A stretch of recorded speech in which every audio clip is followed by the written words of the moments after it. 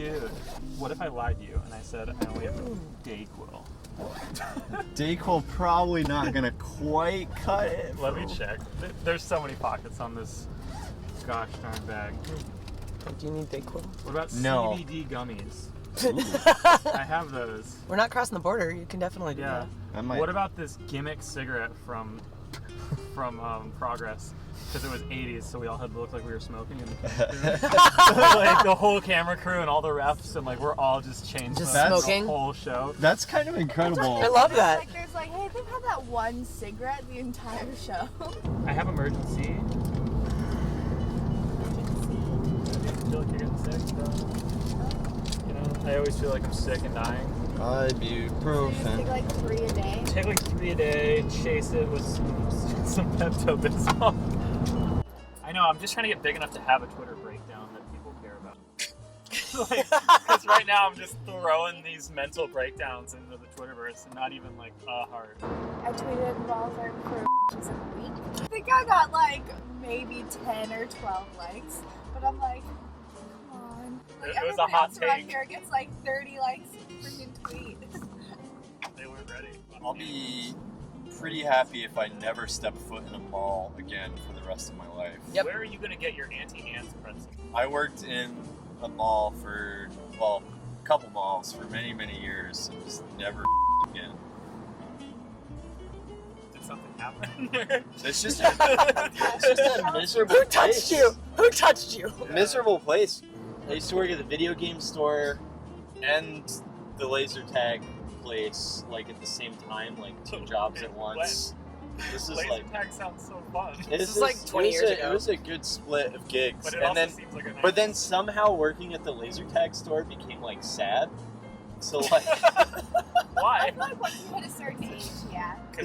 all the equipment became run down, and it's like this isn't even a fun laser tag place. As soon as someone gives us money to play, they realize it's not actually fun, and then I have to like bear the brunt of that. Did you guys play God of War? Yeah, I played the first one. Do you remember, so like his ashes of his dead family is like on his skin, so Right. everyone knows. That's how I feel when I eat the Cheetos for dinner and I have that Cheeto dust like the next day. It's like this. The next Yeah. day. Yeah. Don't wash your I hands. wash them. Really? Flaming hot Cheetos stain your skin. It's real. It's real. And they also. What Cheetos do you have in America? Would you like a table topic? Yes. Which vice would you indulge in if it had no side effects? I would eat so much sandwiches all the time. Why sandwiches? Yeah. That, I mean, they make me feel like I have a real bad problem eating sandwiches. I could eat one every day and never get tired of it, but I know I really don't eat. They're like, there's no nutritional value in a sandwich. What kind of sandwiches are you eating?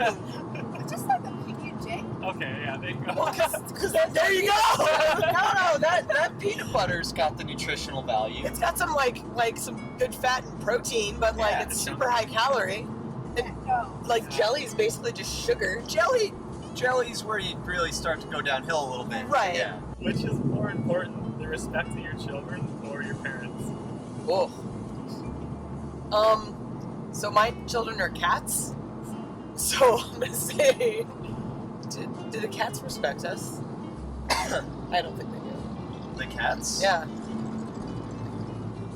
I don't think the cats can respect us. I don't think they have the concept of respect. That's what they want you to think. I think they do. Because my cat, like, definitely doesn't respect me. He literally, I was standing or, like, sitting on my bed, and he just comes into my room, looks at me, pukes on the floor, and leaves. And I'm like, how rude. And, like, what has to go through a cat's mind to be like, I can go find my owner, puke in front of them, and go. Yeah, one of our cats does that. She does the spite moves, like Like if we're sleeping in that day, Well, but no. she wants to eat, she'll come into the room and make like a vomiting noise, but not actually vomit anything, just because she knows it'll wake us up. they also know that like scratching on the floor near the litter box makes us think, oh god, maybe they peed on the floor, even if they didn't. Right. They just know that sound gets us out of bed. But then like the specific like worst spiteful thing that our one cat did is like, so when we wake up, and get out of bed, like, our cats like to sleep in the bed. But we don't want our cats sleeping, like, on our covers because they get all cat hair. So we have, like, a cat blanket that I put over the bed for her to sleep on.